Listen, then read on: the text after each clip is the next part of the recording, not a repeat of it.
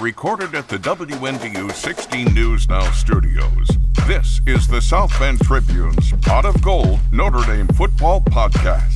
Here are your hosts, columnist Tom Noy, Notre Dame football beat writer Mike Berardino, and WNDU's Jackson Deal. We are coming in hot on this Pot of Gold because we're coming off a bye week, so we should be fresh, right? Bye week, no football last week, no pod, no game day, no nothing. Stanford, Notre Dame. Stanford 2-3, Notre Dame 4-1. The Cardinal had been outscored their last two ACC games, both losses at Clemson and at home to Virginia Tech. 71-21 kickoff just after 3:30 at the stadium, NBC and Peacock. What do we need to see? Mike Berardino. That's Mike. That's Jackson. Sans tie, as usual. Keep it casual. Mike Berardino, what do we need to see from Notre Dame coming off this bye week and heading into this next three-game stretch? Stanford, Georgia Tech, Navy, starting Saturday with Stanford. What do they need to see this Saturday? Want to just confine it to this Saturday? Let's no go messing this around. No messing around. Start fast. A good start would be not fumbling away the opening kickoff. Just start with that. That would be nice. Just start with that. It's building blocks, and then Small steps. Try to carry over some of the offensive efficiency that you saw at times, not throughout, but at times, and try to basically dispatch a Stanford team that's begging for dispatching. Mm-hmm.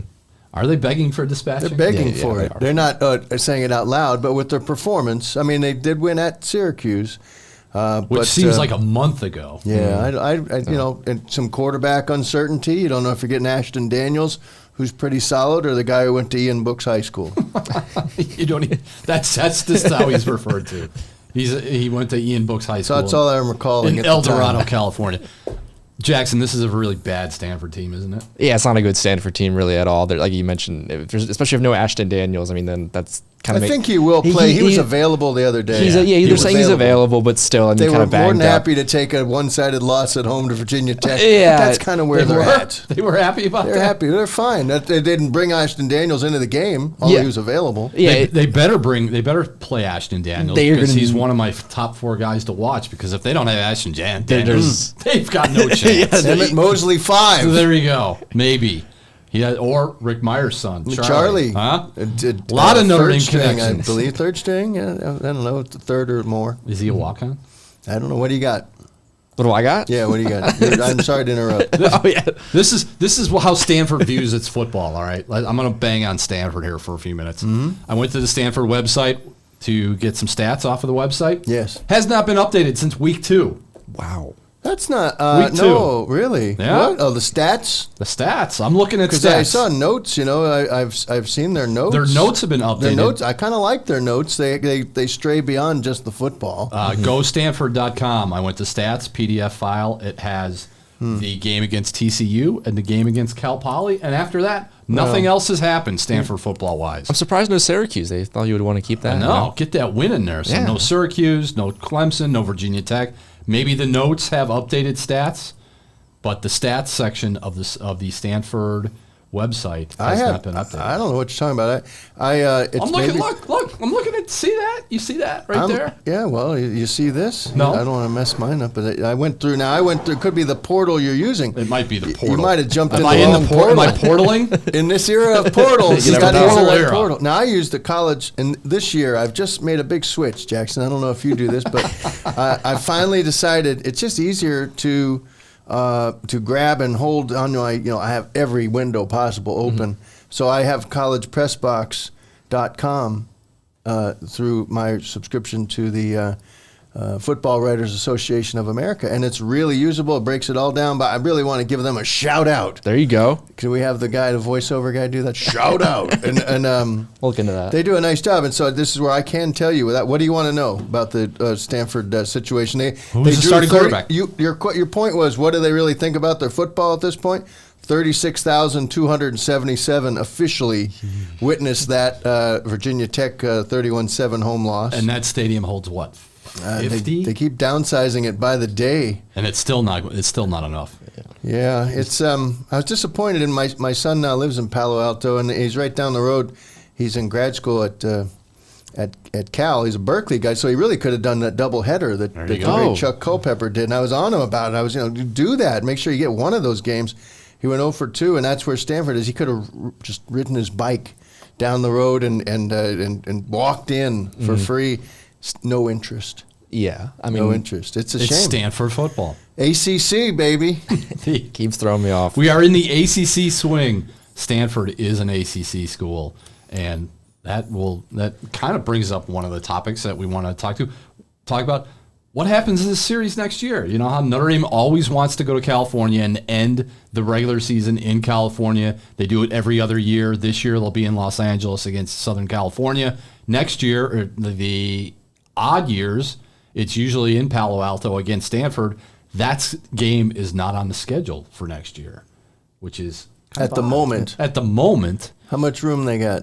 A couple slots? I or believe Notre Dame has one slot? room for one game. Yeah, and you have to think the ACC kind of making this up as they go. The natural rival, You got within for not. I mean, I don't. Do you think Notre Dame fans care if this game goes off the schedule? Probably not. If but it is my kid's there. I want to stay on Right, the you want to go to schedule. Stanford. Yeah, it's an easy way to check in and yell at them. But it's I kind of hope it stays on there. It's one of the rivalries at this moment where they get trophies. And if you lose It's a it, you gotta trophy game give this over the weekend. trophy game. And so Notre Dame at this point still in possession of all the trophies in the rivalries, and a couple more will be on the one more will be on the at risk with Navy in a couple weeks. Some quick hitters here before we get to our guest. Boubacar Traore, as we kind of feared and figured, out for the year. Torn ACL. Might be a little more serious than that.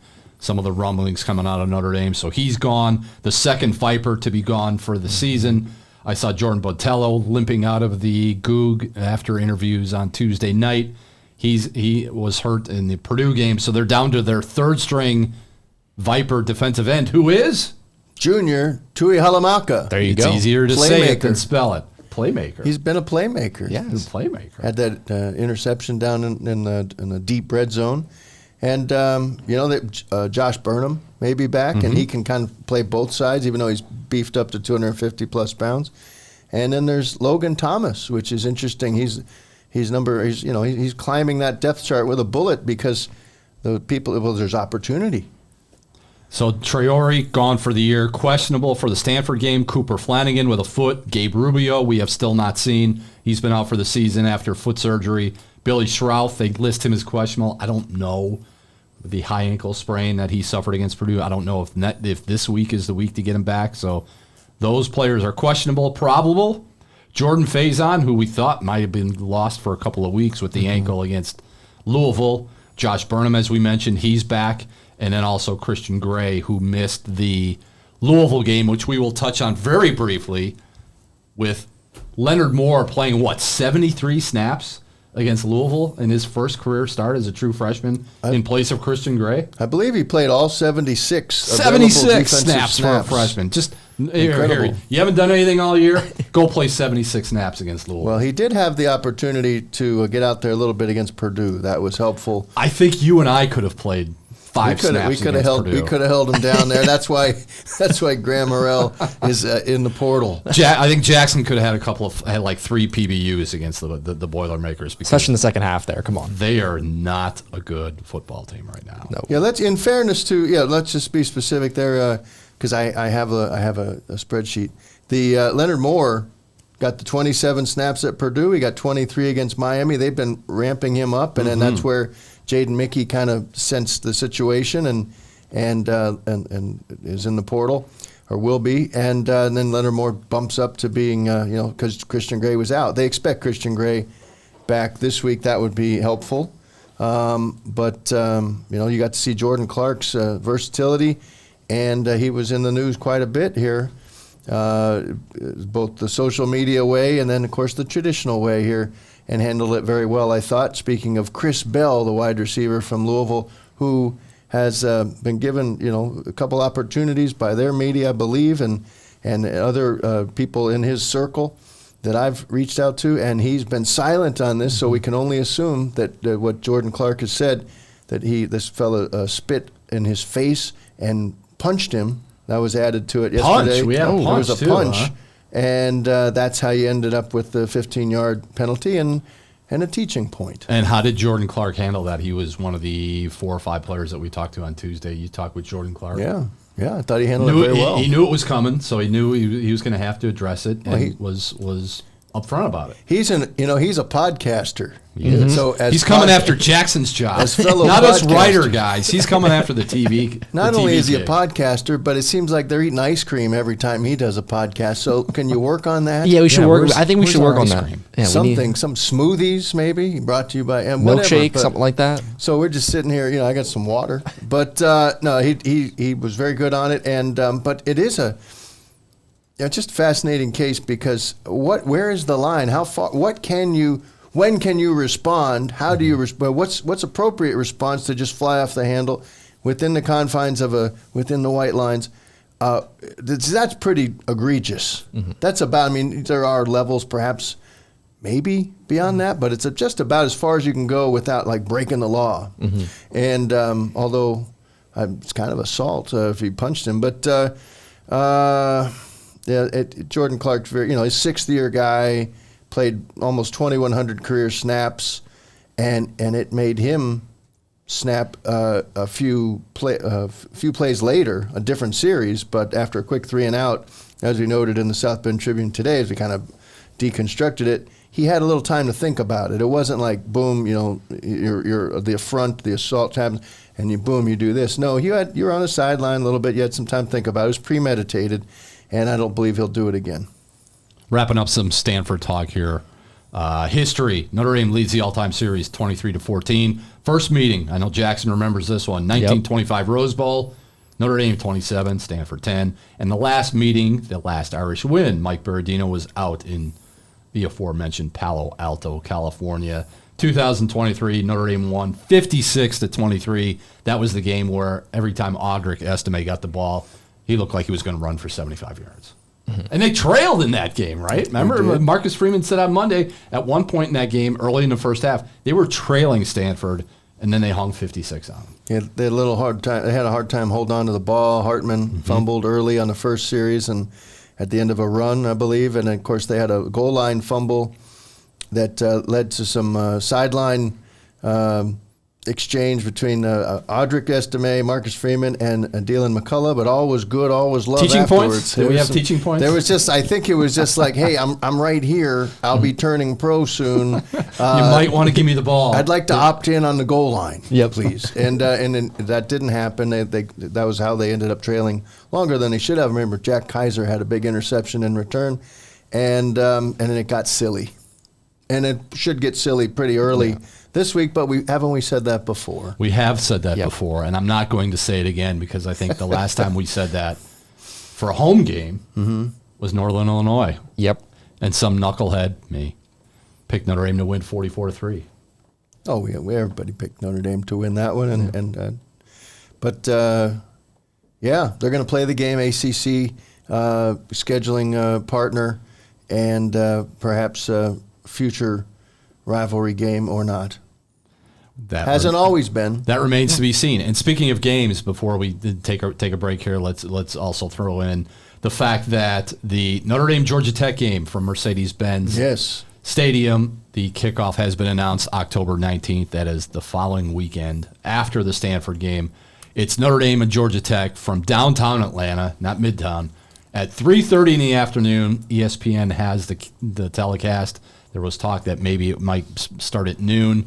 Doubtful that it was going to start at 8 o'clock because they have to flip that stadium back for a Falcons game the next day. So Mike Berardino will be flying solo in Atlanta next week with a 3:30 kickoff.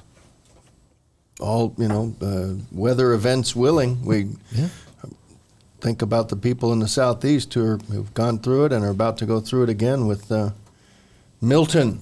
Yes. I know my way around the hurricane, so no fun. But I've been in the old Georgia Dome, but I guess did they knock it down? And they knocked the old Georgia Dome down to build this new. No, I think they left it.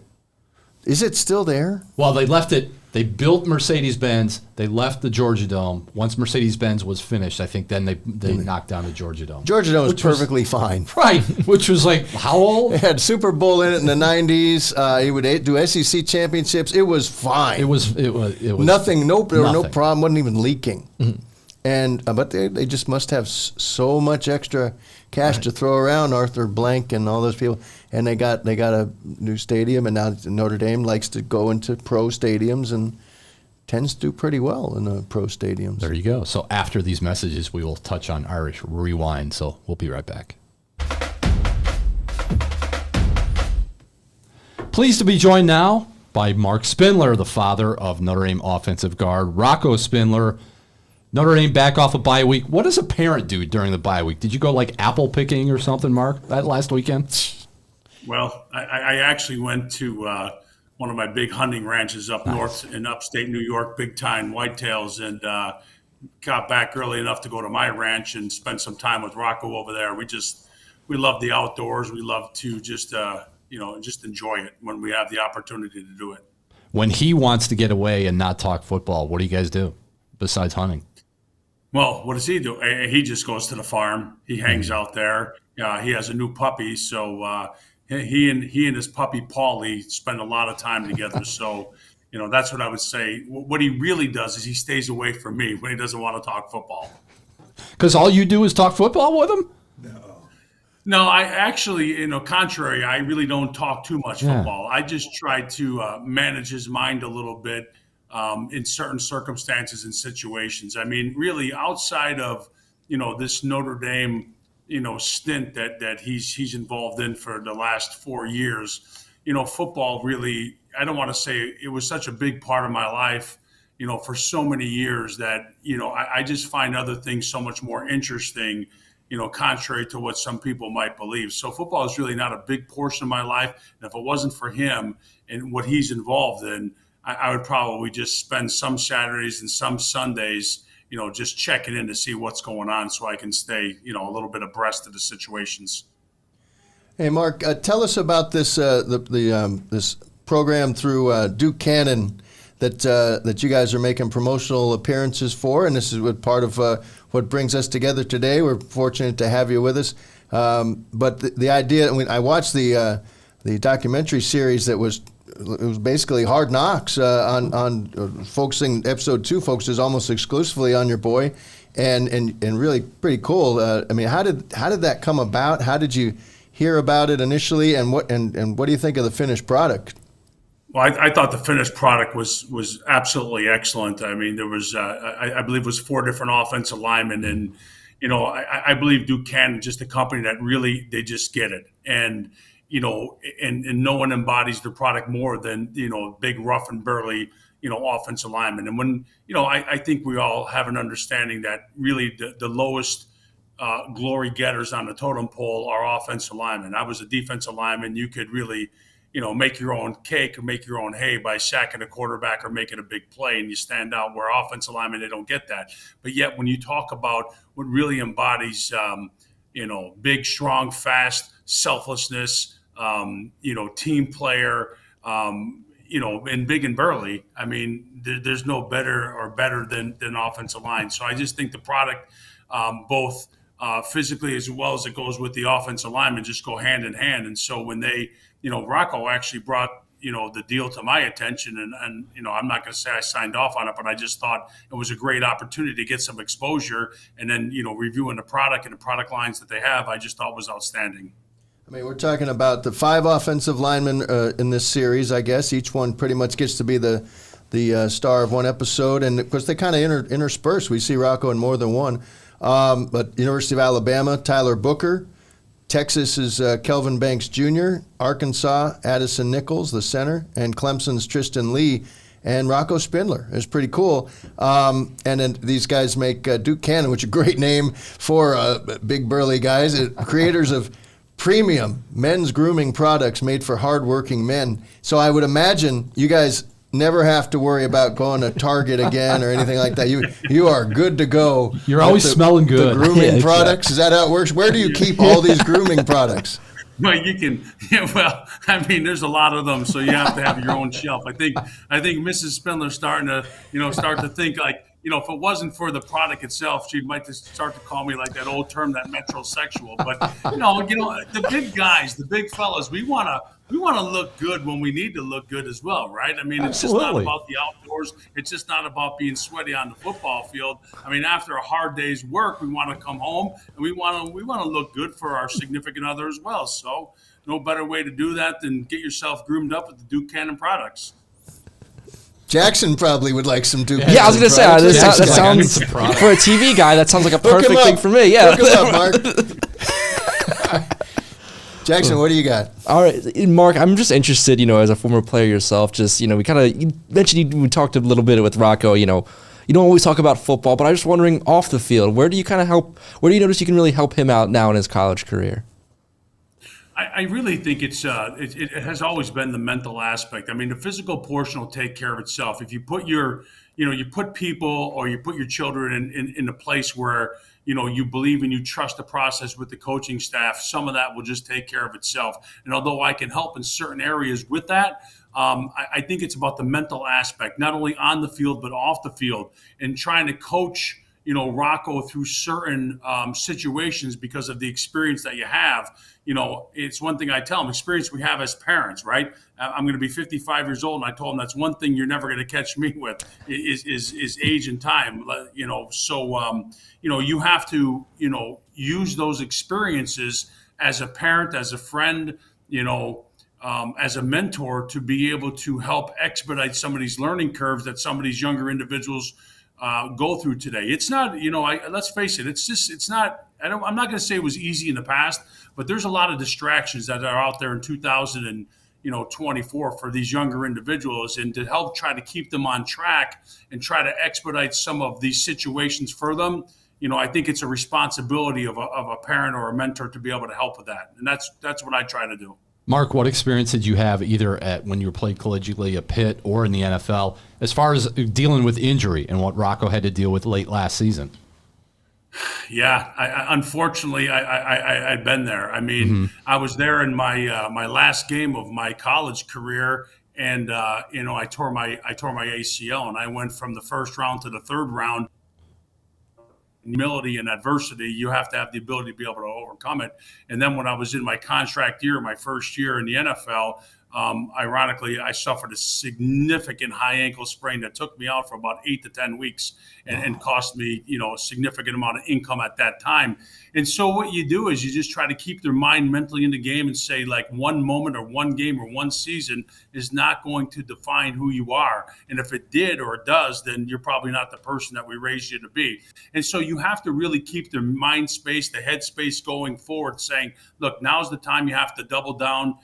You really have to take care of yourself more so than ever before. And, you take the last several weeks of the season and go into the off season, and you have to have a plan. The plan has to be clear, concise, compelling, and it has to be 100% committed to get back on track. And, I was really proud the way that he responded, got himself ready, for spring ball. I thought coming out of the spring that coming out of the spring, I thought he was their best offensive lineman. I thought he played extremely well in the spring. And I'm not quite sure what happened, in fall camp. I don't think any of us are. Certain circumstances happen for certain reasons. And what I told him was, look, how this thing is going to start is not going to be how it's going to end. That's all I can say. You talked about the distractions of a college football player. For someone who played collegiately, and now you have NIL and the transfer portal and all the nonsense that goes on with college football, do you recognize college football anymore?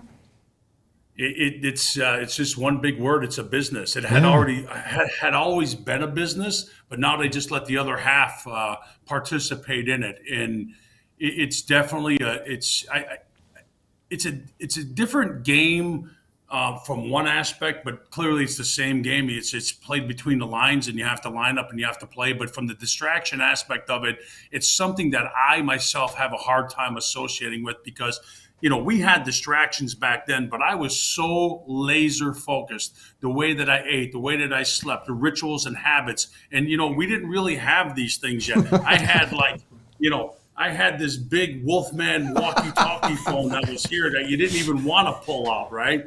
And so, every single aspect of social media or media and what is being written, what's being said, and what's going on is just right there, instantly in your hand. And so I believe you have to really manage, and the great ones have the ability to be able to manage through those distractions. Because we're talking, let's face it, some of these higher, athletes that are in the college game, they're getting millions of dollars, right. Millions. It's totally crazy, but I support it 100%. What kind of NIL deal would you have had when you were at Pittsburgh? Like a deal with Permani Brothers or something? Besides, I probably would have had a pretty darn good one. I mean, off the record, I had a pretty good deal to begin with. That's right. Number one recruit in the country. Listen, rumors have it that some of the deals that were done prior to NIL deals were bigger than NIL deals. Yeah. I'm just saying, guys. You're not saying, but you're saying. Yeah. Hey, maybe it was the reason why he didn't go to Notre Dame. Well, that's a no doubt. It's a good segue though, because one of the things that the Duke Cannon documentary series does so well is pay tribute to your dad and give you guys a chance to talk about George Spindler and what Notre Dame meant to him. And it's a story that we've had a chance to. It's been written here in this area, but for the nation to see that, and I encourage everybody to check it out on YouTube. It's episode 2. And just type in Duke Cannon and Rocco Spindler, and you'll find it. But what do you think? Your dad's he's been gone for a few years now, but can you maybe explain to people again what Notre Dame meant to him, how that led to Rocco ending up at Notre Dame, and what would your dad think now? Well, he had always been this huge Notre Dame fan all the way through my high school years, and as it came to the decision, I mean, he clearly knew that. Through my grumblings that Notre Dame just wasn't the place for me. It just didn't seem to fit. I seemed to want to gravitate more towards what was a city type of campus and a little bit more, outgoingness. We'll leave it at that. And so he finally said, look, it's your decision. You do what you want to do. And ultimately he allowed me to go ahead and do that. And I respect that. And then, every single chance that he had to send a zinger my way, he sent the zinger my way, all the way through college when when Notre Dame won, the national championship, and all the way through when I was retired in the NFL and the 2 offensive linemen went in the first round. I still have that call on my cell phone, his message that I listened to today. And he really said, you're going to be making a really big mistake if you don't send your son there. Not only for the athletic portion of it, but for the academic portion of it. And, that was something that gravitated with me. I didn't want to push Rocco with that, but clearly Rocco and his grandfather, had a bond that's probably beyond description. And I'll just remember, I knew my dad was sick and I decided to go back to Scranton, Pennsylvania. And I asked Rocco if he wanted to join me because I had a funny feeling that this could be the last time I see him. And there's nothing like, you looking at your dad for the last time going, I think this is going to be the last time I'm going to see my dad alive. And we spent the week with him. And then when we were leaving, I walked out thinking my son would be right in back of me. And he wasn't. When I looked back over my shoulder, he was leaning over the bed and he was whispering in his ear. And I'll never forget that. He shook my son's hand and he was like doing this here. And I'm like, I don't know what that's about, but I'll never ask him. Until this day, I never asked him what that conversation was. And until that Duke Cannon promotion came out, that was the first time I heard this is what they had actually discussed. Wow. And or actually what he had told him. And I guess, he wanted him to know, and he must have sensed in his heart that he probably wasn't going to be around for much longer. And he told his grandfather that, look, I'm going to fulfill your dream and your wish, and I'm going to go to Notre Dame. And I got to tell you, it just gives me chills, can bring tears to my eyes to understand a young man made such a big decision because he wanted to fulfill, a promise that he had made to his grandfather when he was a little boy. How much closer do you feel to your dad when you're here on a football weekend? Like, is there something around campus that you look at and it brings up a memory or something where you're like, you know what, Dad, this is kind of cool? Yeah, it's bittersweet to be perfectly honest with you. I mean, I know he's there in spirit, but I just would have wished that he had that opportunity to sit right next to me and be able to watch his grandson, from run out of that tunnel for the first time when he knew he was going to start. But every time I get on that campus, I bring my father's Notre Dame hat with me everywhere we go. So I bring it to every single home and away game, and after, they play the national anthem and they play the kickoff song, I look up in the air, I say a little prayer, give him a little fist pump, and I say, come on, Dad, be with the kid today, man. Give him what it takes. And so, Nice. It's hallowed ground. The grotto is such a special place. I'm not going to say that I think people that have been around that for a long time take it for granted, but for those who are on the outside that have the opportunity to go and visit that campus, that place, how clean it is, how special it is, the tradition, the history, it's just something that's it's what I love most about Notre Dame, to be frank. We'd be remiss if we didn't ask about your three daughters. Your three daughters are quite accomplished in their own right, and let's brag on them a little bit. You and your wife, Rochelle. I really tell us about them. I appreciate that. Yeah. So the matriarch, Rochelle, I mean, nothing happens without her. She's the linchpin of this entire family. She's her son's biggest fan, and I could tell you, she is absolutely camera shy. She would never do this, but none of us could do it without her. His oldest sister, Gabriella, God love her and God bless her. I mean, she's a captain in the Army. She's a 2-time assistant to the general. She's stationed actually right now in Detroit for the first time in 8 years. She was overseas for that time. And just think about this. 2 Sundays ago, she got an airplane with the general. She flew from Detroit to South Korea, spent a couple of days there doing inventory. From South Korea, she flew to Japan, spent a couple of days there, Japan to Australia, Australia back to South Korea to Hawaii, and to Hawaii back home to ensure that, all of our inventory is in check just in case something, goes awry here. So that's who she is. And all while she was doing that, she has her, graduated from West Point, an officer married to a West Point cadet. And she has her master's from Georgetown, and she's probably get her PhD possibly from Notre Dame. My second born, she left home when she was 18 years old right after college, and she's a full-time model. Started off in Chicago. She walks the runways over in New York City, lives in Manhattan, and she's living, the lifestyle, the rich and famous, and just having a great time. And my youngest, Isabella, she graduated high school early, graduated college early, has 2 master's degrees, and she presently works for me. And I can tell you, she is, if I would never say she's our top employee, but I can tell you she is very, very good at what she does. And, she's a big pain in the butt at times. When you work with one of your own, it's challenging, but I have been blessed beyond anyone's wildest dreams, from everything from my youth growing up with humble beginnings to where we are now with a massive company that myself and my wife own, to 4 beautiful children that are healthy, happy, hungry and humble. I mean, that's our motto: stay healthy, stay hungry, stay humble.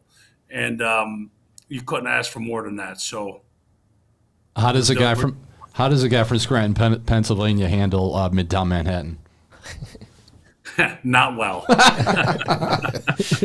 It's not your pace. Where I've been in Clarkston, Michigan, really not well. That's my daughter's thing. When I go there, it's a hit and run. She's like, "You don't love me like you love the other ones. You don't come and visit." I'm like, "Honey, let me tell you something. There's not enough pizza and wine in that city for me to come and spend more than 2 days to get out of there." 2 days is like the max. Like you get in there, and then I got a headache. I got to get back to Michigan where it's a little quieter. Look, we're going twice this year. Really, I mean, we're going to go Army, we're going to go Navy, right? So I'm going to be there more than I've been in probably the last 10 years. But we're going to make a little event on it. We're going to go over to the Army game. We're going to head over on a Wednesday. We're going to do a pizza tour. I'm a big pizza guy, so we're going to do a lot of the pizza reviews. And then we're going to go to the Navy game and probably do a lot of the same. So it's exciting time for Notre Dame. It's an exciting time to be a fan. It's an exciting time to be a father. We just got to, like I said, stay healthy, hungry, humble, and hopefully Notre Dame does what they're supposed to do and win out here and find our way into the playoffs and see where that takes us. All you have to do is get in, guys. Remember that. You just have to get in. That's it. Best college football road trip for you and your family, where would it be? Where you're like, all right, we got to go. Besides Dublin. Well, that thing was outstanding. I got to tell you, I have some Irish, in my blood, and so that was just absolutely incredible. But I guess it all depends on what you're looking for. I'm glad that I had the opportunity to see what transpired down at Florida State when we were down there, and seeing the Tomahawk Chop, and then Virginia Tech enter the Sandman. I mean, there's been a lot of great. I really loved the bowl game when we were out in Arizona. I mean, that was fantastic. I mean, there might not be a better scenery in the land than. But if Notre Dame wants to pack up and they want to book a game over there in Canada, because that might be one of the most spectacular scenes in the world. So if they can get a game, you guys can arrange something over there, over near Lake Louise. I'm in 100%. I'll stay probably 6 months. Michael will go talk to Pete Favacqua when we're done, see what he can add. That's see what you can work out. We'd be remiss if we didn't. We had a couple mentions in New York. We could ask you about the pizza, but the Jets, of course, fired another coach, and you played. People I've seen references to. This is the worst coach ever. No, I'm pretty sure Richie Kotite was, but I'm not going to ask you to pile on the poor guy. Let me just tell you about Richie Kotite. Listen, so I went over there, and things weren't going well, and I wasn't starting, and I could tell you, I was a different cat, unlike my son. I mean, trust me. And I'd be sitting in those meeting rooms, and when someone made a bad play, I pointed it out. When they made multiple bad, I pointed it out because I wanted to play. I felt I should be starting, and so my frustration level, this is legendary. I mean, got to the highest level. And a really good friend of mine who played offensive line, his name was Matt O'Dwyer. And Northwestern, Matt O'Dwyer, right? Yeah, he was a beast. I mean, 6'5", 315, 320, benched 500 pounds, had shoulders as wide as King Kong, and he was a good friend. And it was like after Thanksgiving practice or something, and I used to just go 100 miles an hour because I wanted to get on that field, and I'll never forget. And I was legendary tough guy, and someone said he was the new king in the ring, and gave me a couple shoves afterwards, and I walked back to the huddle, and I honest to God, this is what I said. I said, I cannot believe he wants a shot at the title, and legendary status. I mean, the next play we got into it, and he started to shove me back, but I was a wrestler, and I'll bring it back to Richie Kotite, and I flipped him over, and this is true. You can read this. I ripped his helmet off, and I smashed him over his own head with it. I mean, really, really hard. And then I went to work, right? And so look, this is so crazy. So not that week, but the next week, Richie Kotite is in a meeting, and he goes, and let me tell you, we're gonna do this and we're gonna do that. He gave his best Nuke Rockety speech ever. We're like 2-12 at the time, and he goes, and you tell him, Spindler, the most important part of a fight is the first punch, and I end up starting the rest of the year. So you got a promotion out of it. I got a promotion out of smashing one of my teammates over the head with his own helmet. But that's probably and Richie Kotite had the best cigars ever in his office. He used to smoke. Never got a chance to smoke them. No victory cigars. Gloria Cubana. And so I would go in, I would leave the meeting rooms, literally leave the middle of the meeting, right?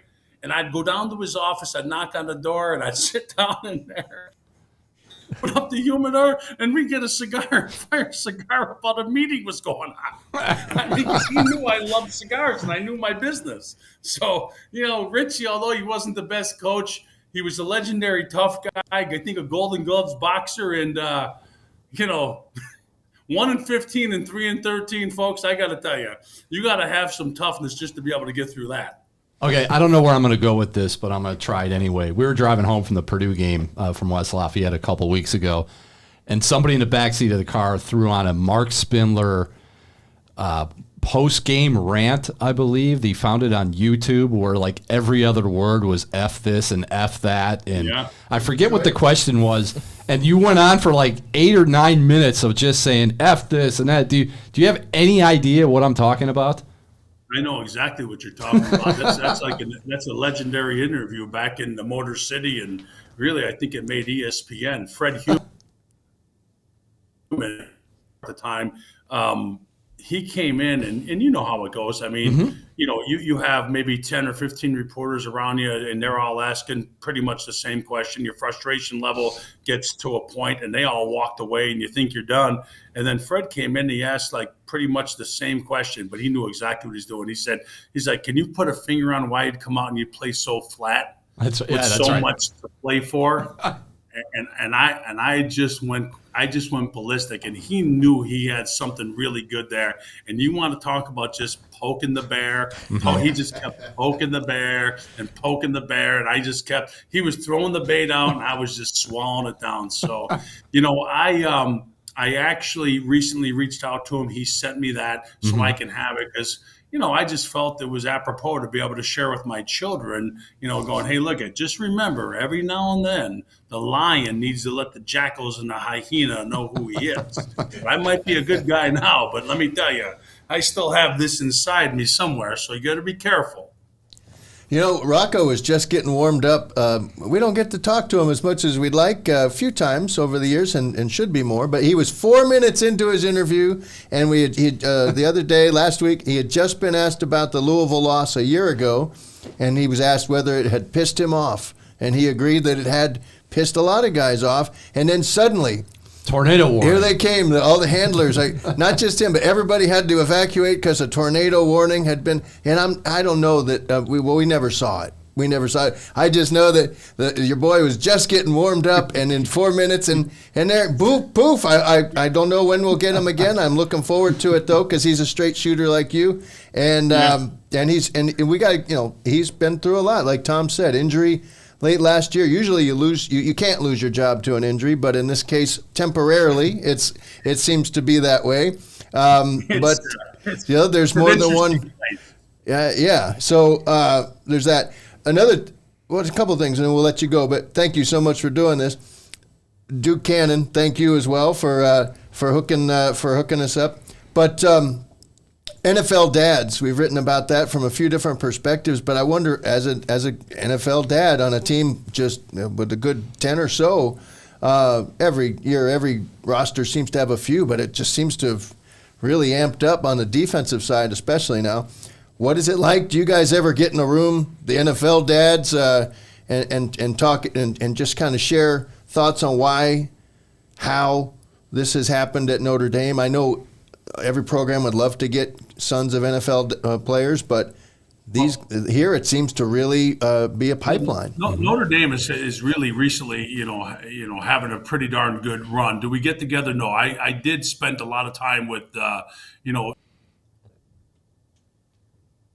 John Alden guy, and let me tell you, when you want to talk about a nightmare to play against, maybe the only worst guy to play against was him. Is probably going to be his son now, because when we would go out and we would play in Kansas City, I made sure it was a point that I lined up on the opposite side of the ball. I did. I didn't want nothing to do with him, because he was a nightmare terror. But so I had a lot of talks with him, made him laugh. And really, because he's just not like I am, right? Outgoing like this and charismatic, but in his own right, I would tell him about some of the stories, from our perspective about playing Kansas City and how great of a player he was and how revered he was as a player. But yeah, no, I think it's something really, to build on. And if Notre Dame is smart, they kind of use some of that stuff to say, hey, look, not only, are we recruiting, great players, they're great players of great players. And so, in this day and age, outside of the NIL money, which, is definitely, you need to be able to understand how to use it. You can use any slight edge or small win that you can get to separate, player A from school B. And Notre Dame really should, I would suggest that they use some of that, because, you start to think of some of the players that are coming to town, let alone that have been through this town, that have dads that played in the NFL. You talk about pedigree. They're coming there for a reason. And part of it is, and I think I would be remiss if I didn't say this, Notre Dame is one of those places that is so it's so unique. And when I think about this, and maybe you guys can help me with this, I told my son, and I always said this to myself, that Notre Dame is one of very few places that you can win a national championship in the classroom and you can win a national championship on the field. And when you think about that, Michigan, they're pretty prestigious academically, right? USC, somewhat prestigiously academically as well, not easy. Penn State, you might throw in there, but clearly they're still not Notre Dame, right? Northwestern, you're probably not going to win a national championship on the football field, right? So when you think about that, you catch lightning in a bottle, because you can win that national championship in the classroom. And if things fall the right way, you win a national championship on the football field. There's not many, not that I'm aware of. You guys know of anywhere else that you can go and do this? Vanderbilt? Maybe. After last week. I went to North Carolina. I'm not even going to start on that one. But you make a great point. Hey, you guys. You imagine tearing down the goalpost here at Notre Dame and running through any street with that thing. And then those things are heavy. That river And dropping them in the St. Joe River. Dropping that thing in the river. If it happens, though, I'm going to say you're behind it. That's a surprise it didn't happen after the Clemson game. Might need my 400 pounds to help pull it down because I don't think those things. I didn't even think they came down anymore. No, I thought they were cement. But Mark, we've kept you way too long. But I got one last question for you. For somebody who spilled so much blood and sweat and tears at Old Pitt Stadium, doesn't it break your heart a little bit that there's a basketball arena in that spot now? Yeah, I mean, my motto growing up was I would have rather wrestled and lost than to have played basketball. So it really just, tears at my heart. But, walking up that hill, that heartbreak hill into that stadium and, how nostalgic it was. And when you talk about tradition and history, there's been some great teams and great players that went through there. And I got to tell you this, guys, and you guys have been around a long time, and I had an argument with Lou Holtz recently, and he kind of, I don't know, just didn't remember. I said, look, in 1987, he came to town and, we just beat you up and down the field. And, fortunately for you, I told him, and fortunately for all the Irish fans out there, myself and my good friend, Burke Grossman, we knocked, I think it was Tony Anderjack, out of the game, broke his collarbone, and in came this guy by the name of Tony Rice, right? Yep. And the rest is history. But in 1988, when you guys came back to back, he argued, no, we pounded you in that game as well. And we fumbled the ball twice, once going into the end zone with no one around, and once like first and goal from the 1 yard line. And here you guys go on to win a national championship. And look at my hatred for the Irish prior to that was enormous. After that little leprechaun guy, I actually tried to take a shot at him before on the football. He's too fleet of foot to be able to, and now I sit right in back of the offensive line bench, and that little guy, he walks back and forth on that ledge. And I got to tell you, there are times where I have little PTSD about going down there and just, maybe drilling them off there. Mark, before we get out of here, plug Buchanan one more time. Well, look, it's a great opportunity if you're a big burly guy and you want some outdoor products to be able to take care of your hair and make yourself slick back, look good, dude wipes, all those type of things. Go to Buchanan and really let them take care of your needs. Mark, it's been awesome to visit with you. We told you it would be 15 minutes. It's been more like 30. We could spend like an hour and a half with you. We really appreciate the time.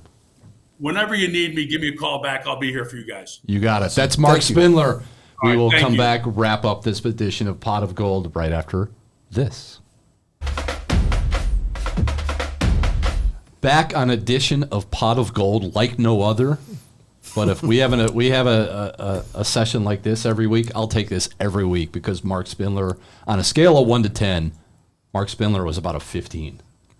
So we kind of moved some things around. We scrapped some sessions of the show because Mark Spindler was just too darn good to limit to 15 minutes. So speak up. Question of the week comes from Shane from White Deer, Texas. And Shane says, I was wondering, do you think now that teams have to cross the country for their new conferences, they will find out what Notre Dame already knows? Traveling that far week after week is tough. Do you think this will affect some of the teams as the season progresses? Or is this a non-factor for these young guys? Exhibit A, University of Southern California. That's the first thing I was going to go to. That game against Minnesota. Well, they've come east twice. They went to Ann Arbor, lost to Michigan. They went to Minneapolis. They've lost to Minnesota. They have to go to College Park and play the University of Maryland before they even get to Notre Dame at the end of the season. So if there's an Exhibit A for the conference realignment, it might be USC. It didn't help Stanford last week when Virginia Tech went across the country out to Palo Alto and they win 31-7. But Miami beat Cal, came back from 25 down to beat Cal at Berkeley. But in general, it's tougher to go west to east with the time change. A lot of those any afternoon kickoff, their bodies are still on West Coast time. That's a good question. Good point. Now, it's not really going to affect the SEC because they added Texas and Oklahoma, and that's still pretty close to where they were anyway, their footprint. But some of those the Florida schools, maybe Florida State's going to experience some of that, and then there's SMU. Didn't hurt. I mean, of course, that was more central SMU to Louisville, but it's something to watch. And air miles, no doubt. And listening to Mark Spindler talk about his oldest daughter who's in the Army with all the air miles she had, I wanted to say then. I'll say now, I could see Tom was getting pretty jealous because of all the perks he could have gotten on his United account. And Marriott United. Yeah. good combo, right? Travel master. I thought I saw something or heard something on one of the national podcasts where they were looking at teams from the Big Ten and how they've been able to handle the cross-country flights, whether it's Washington or Ohio State has to go to Eugene, Oregon this weekend. We'll see what happens with that. They said the teams that have made the cross-country flight from the Pacific time zone to the Eastern time zone, Eastern or Central time zones, I think they're a combined 1-8 this year. Oh. And the one team that has successfully navigated a cross-country flight, Indiana, when they went to UCLA and beat the Bruins in the Rose Bowl. Good point. So the travel is I don't know if you can kind of look and see what's happened to it now. I think by the end of the year you're going to see teams like USC, obviously, maybe a team like Michigan that has to maybe make another cross-country flight. I don't know. I think they may be done, but you may not see it or be able to quantify or visualize it until the end of the season. Mm-hmm. I was surprised in the Stanford notes, which are readily available at collegepressbox.com. Look at you stumping for collegepressbox.com. They mentioned that, I'm hoping for a freebie. They mentioned that they were flying. Their travel day was Thursday. But do they normally come in 2 days before a game here? When USC comes in, they usually fly in. They usually charter into South Bend International Airport on Thursday night. They do, okay. Yes. All right. But Notre Dame, when Notre Dame goes out to USC, they usually leave after Thanksgiving dinner on Thursdays. Yeah.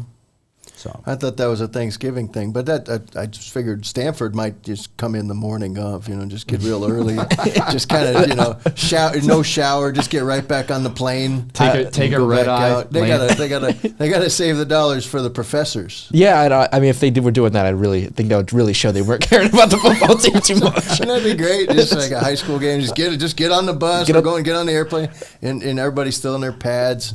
Good on the plane too, and the pads. Yeah, there you go. Right from the tarmac right to the field. There you go. So yes, with the rest of college football, welcome to the world of what Notre Dame deals with, like this year, where they're going to have to go to New York City in late November, turn around and go to California. That's great. So the travel that a lot of these teams are used to, bus trips, especially in the Big Ten.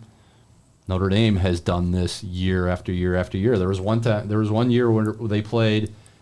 Didn't they play at San Diego, in San Diego? 2018, yeah, when I got here. They went to San Diego, then they went to New York, then they went back to Los Angeles. That's right. All in the span of like 4 weeks. Yeah. So that's college football the way it is. I'm not complaining for Notre Dame because I'd rather go to L.A. than West Lafayette. But that's just me. Am I wrong? There's some stuff to do in West Lafayette, I guess. Not go watch the 66-7 game or whatever. What was the final score of that game? That's right. Yeah, 66-7. Yeah. I still can't wrap my brain around that. Or that we might only have one person on hand at the Coliseum if that game is all that. But we'll see. There's time. Whoa! There's time. I hope to join you. I should be there as well. You should if be I can there. avoid deer. But that's another story. What do you got? Story. After that, let's do pot of bold. Let me see the pot of bold. You can't wrap your head around that, but try to wrap your head around this. Give me a hot take and a prediction for the Stanford game. Either one of you go. I'll go first. All right. Riley Leonard rushes for 3 touchdowns again. My stat for this, a QB has rushed for a TD against Stanford in 4 of their 5 games. Only Cal Poly didn't. There you go. And how about a prediction? Notre Dame 34-7. Mike Berardino, you want me to go since you're still probably compiling this? I have my prediction. I wanted to go fast. I wanted to go always- fast to see if you were ready. I can You see did, he's you're not ready. just It's messing with me. obviously you're not ready. Well, Put him you on know, the spot. I've heard that Stanford has allowed a rushing. What was it? What I think it was 4 of 5. For some research I've done. Mm-hmm. No, well, I'm just going to say more turnovers, more takeaways. Notre Dame finally got its first fumble recovery after it never fails after you go around asking, well, why aren't you recovering any fumbles? The fumbles are just falling out of the sky. I would expect more fumbles available and interceptions available. I'm going to say Notre Dame +3 in the takeover or turnover margin this week. That's the hot take. And 52-6. Whoa! 52-6. I'm just not feeling the love for the Troy Taylor regime. I just think I watched his post game. It was the most depressing. Of what? Virginia Tech? Yeah.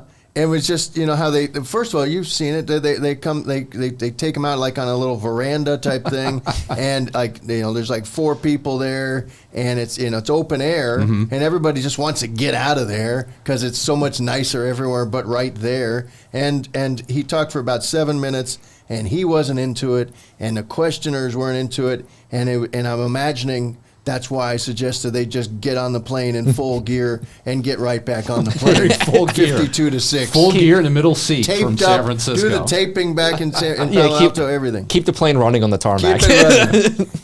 All right, my hot take, Jadarian Price, one of my guys to watch this week. Jadarian Price runs for over 100 yards. We'll see if that happens. And my score prediction, I'm not going anywhere near 44-3 or whatever Mike said, 52-6. I don't allow any touchdowns for I was going to most say, of the is that opponents. 2 field goals or 1 field goals, touchdown and 2 missed field PAT? goals. And I'll go 31-10 as Notre Dame rolls to its 4th consecutive victory, goes to 5-1. And we were going to talk big today about whether or not the college football playoff is still an option. We'll save that for next week. But for now, for Jackson Neal, for Mike Berardino, I'm Tom Noy. This is Pot of Gold. We will talk to you next week after Stanford, before Georgia Tech. This has been the South Bend Tribune's Pot of Gold podcast, your home for insightful Notre Dame football coverage and analysis.